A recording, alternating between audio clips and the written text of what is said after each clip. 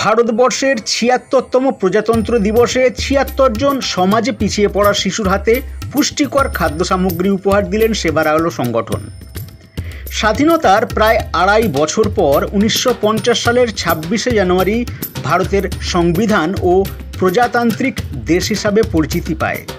তারপর থেকে দীর্ঘ ৭৫টি বছর ভারতবর্ষের কচিকাঁচা থেকে শুরু করে নারী পুরুষ, জাতি, ধর্ম, বর্ণ ভেদাভেদ ভুলে এই দিনটিকে পালন করে থাকেন। আর আজ ২৬শে জানুয়ারি ভারতবর্ষের ৭৬তম প্রজাতন্ত্র দিবস উপলক্ষে হাওড়া সাঁতরাগাছির বোকোপাড়ার সেবার আলো সংগঠনের পক্ষ থেকে ৭৬ জন পিছিয়ে পড়া খুদেদের হাতে পুষ্টিকর খাদ্য সামগ্রী উপহার তুলে দিলেন। প্রথমে ভারতের জাতীয় পতাকা উত্তোলন করে ভারত মাতাকে স্মরণ করে এই অনুষ্ঠানের শুভ সূচনা করেন সেবার আলো সংগঠনের কর্ণধার শেখ মোবারক।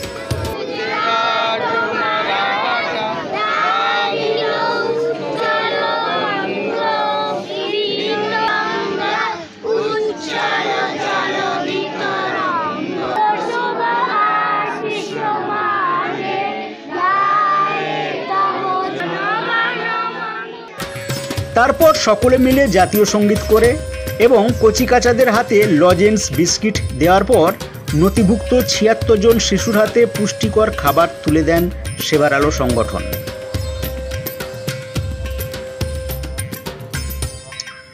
শেখ বি রহমানের report, AMP news, Howrah Santragachi.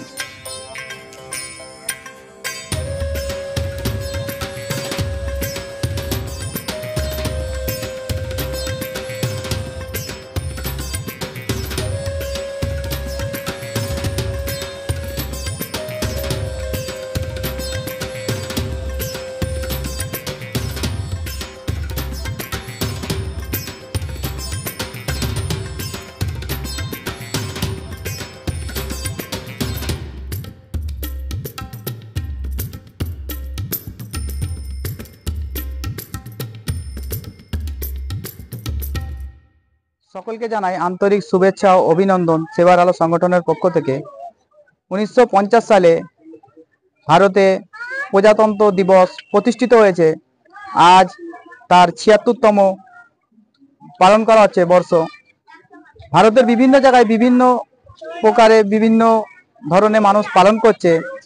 আজ আমরা সেবার আলো সংগঠনের পক্ষ থেকে ৭৬তম প্রজাতন্ত্র দিবস অর্থাৎ রিপাবলিক ডে আমরা পালন করলাম এবং ৭৬টি বাচ্চাকে পুষ্টিকর খাদ্য আজ আমরা উপহার দেব আমাদের সেবার আলো সংগঠনের পক্ষ থেকে। এবং আজকের দিনে আমাদের ভারতের সংবিধান লাগু হয়েছিল, চালু হয়েছিল। বাবা বি.আর. আম্বেদকর যিনি রয়েছেন উনি চালু করেছিলেন আজকের দিনেই। এরপর আগামী চিন্তাভাবনা আমাদের যে সমাজের প্রতিটা হত দরিদ্র অসহায় মানুষের প্রতিনিয়ত পাশে দাঁড়ানো এবং সমাজের যেসব ব্যক্তি অসহায় হয়ে রয়েছে তাদের আমরা সহযোগিতার জন্য পাশে দাঁড়াবো। এবং আমাদের এই মেসেজ যারা পাচ্ছেন আমরা তাদেরকেও আহ্বান করছি যে আপনারা আসুন এবং আমাদের সহযোগিতা করুন।